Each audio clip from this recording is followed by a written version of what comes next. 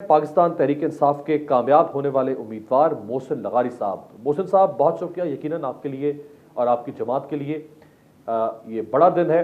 سب سے پہلے یہ بتائے گا کہ اس میں بہت دلچسپ پہلو یہ ہے میرے لیے کہ ڈیرہ غازی خان عموماً راجت پور جس کو پاکستان کے پسماندہ علاقوں میں تصور کیا جاتا ہے وہاں ایک ضمنی الیکشن میں اور وہ بھی ضمنی الیکشن جو ایک سیاسی عدم استحکام کے ماحول میں کنڈکٹ کیا گیا اور جس کا مستقبل بھی غیر یقینی کا شکار ہے. نہیں معلوم کہ ملک دوبارہ کب عام انتخابات میں داخل ہو جائے گا, 1 مہینے کے بعد, 2 مہینے کے بعد.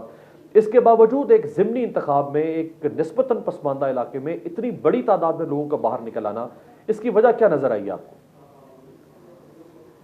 بسم اللہ الرحمن الرحیم. تھینک یو ویری مچ, آپ نے مجھے یہ موقع دیا. دیکھیں اس وقت جو تھا نا ہمارے یہاں پہ پچھلے 1.5 مہینے سے ایک عجیب و غریب قسم کا ماحول تھا. یہاں پہ ہماری جو ڈسٹرکٹ ایڈمنسٹریشن ہے وہ پوری طرح سے انوالو تھی سلیکشن کو مینیپولیٹ کرنے میں. ہمارے deputy commissioner, assistant commissioner, political assistant, ہمارے ڈی پی او, ہمارے ڈی ایس پیز الیکشن کے نوٹیفیکیشن ہونے کے بعد, اسکیجول آنے کے بعد یہاں پہ چینج کر دی گئی کہ جو ان اٹ سیلف ایک وائلیشن تھی, کیونکہ اس کیئر ٹیکر گورنمنٹ نے یہ الیکشن کو مینیپولیٹ کرنے کے لیے یہ سب کچھ کیا. اور جو ڈپٹی کمشنر صاحب تھے اور جو ڈی پی او صاحب تھے انہوں نے مل کے لوگوں کو ایک ہراسمنٹ کا ایک انوائرمنٹ پیدا کر دیا. جو لوگ سرکاری ملازمین تھے, سے کوئی کلرک ہے, کوئی پی این ہے, کوئی چپڑاسی ہے, کوئی چوکی دار ہے, ان لوگوں کے اوپر یہ دباؤ ڈالے جانے لگا کہ تم لوگ اپنی فیملی کو کہو کہ پاکستان مسلم لیگ نواز کے کینڈیڈیٹس کو سپورٹ کریں. اور ان پہ آپ سوچیں, اب مطلب جب دباؤ ڈالے گیا انہوں نے بھی شاید اپنی فیملیز کو کہا ہوگا, پھر جب وہ کام نہیں بنا تو پھر لوگوں کو اٹھا لیا گیا بغیر کسی پولیس کے کیس کے, کوئی ایف آئی آر کے. کیونکہ جب جا کے تھانے میں پوچھتے تھے کہ بھائی ایف آئی آر بتاؤ کون ہے, اس کا مدعی کیا ہے, کون سے دفعے کے تحت ہے ایف آئی آر, تو ان کے پاس کوئی اس کا جواب نہیں ہوتا تھا. اور ان لوگوں کو ایک تھانے سے دوسرے تھانے وہ موو کرتے رہتے تھے, تو کوئی نہ کوئی بتاتا تھا تو اس کے پیچھے جاتے تھے ہم لوگ. پھر انہوں نے یہ کرنا شروع کیا کہ جو علاقے کے معززین ہیں جن کا انفلوئنس ہوتا ہے ایک ایریا کے اوپر, تو ان کے اوپر یہ پریشر ڈالنا شروع کیا کہ وہ اپنی سیاسی وابستگی کو تبدیل کریں. لیکن یہ سب کچھ جو ہے وہ بڑی بری طرح سے بیک فائر کیا, کیونکہ ہم یہ بھول گئے کہ پیپل پاور جو ہے وہ سب سے زیادہ مضبوط چیز ہے. ہم انتظامی معاملات کے ساتھ لوگوں کو دبا تو سکتے ہیں, لیکن جب وہ ووٹ ڈالنے جاتے ہیں تو وہ پولنگ بوتھ کی پرائیویسی کے اندر ووٹ اسی طرح ڈالتے ہیں جس طرح ان کا ضمیر ان کو کہے گا, جس طرح ان کو کوئی بہتر نہیں نظر آئے گی اس طرف جائے گا. تو میرے لیے تو یہ ایک بہت بڑا ایک اویکننگ کال ہے کہ لوگ جو ہے اپنی اظہار.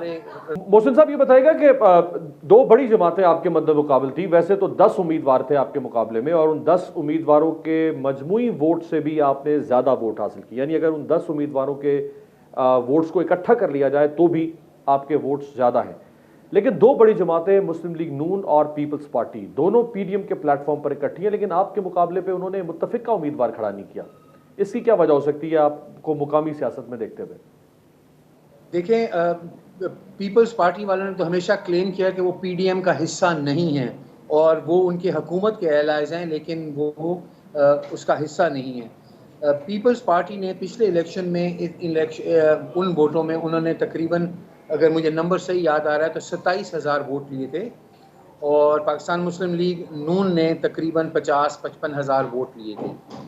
تو ان الیکشنوں میں ووٹر ٹرن آؤٹ آپ اگر دیکھیں تو اگر یہ صحیح آپ پڑھ رہے ہیں تو کوئی 47% ہے. لوگوں نے انتھوزیازم کے ساتھ آ کے شوق کے ساتھ ووٹ ڈالا ہے.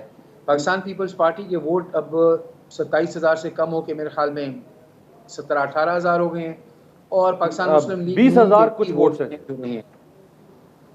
ایک چیز ہمیں ذہن میں رکھنے کی بات ہے ہماری, کیونکہ یہ ٹرائبل سوسائٹی ہے, یہاں پہ ایک ٹرائبل ووٹ بینک بھی ہوتا ہے.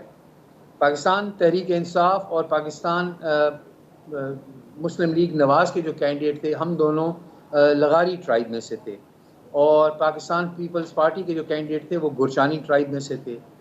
تو اس لیے وہ ایک تھوڑا سا ٹرائبل بھی ٹرینڈ ہوتا ہے. لیکن جنرلی میں آپ کو بتاؤں اس الیکشنوں کے اندر جو ایک بہت ہی مزیدار بات نظر آئی مجھے, اور جس سے میں بہت زیادہ خوش ہوں کہ میرے خیال میں ہماری قوم میں اب وہ بیداری آ گئی ہے.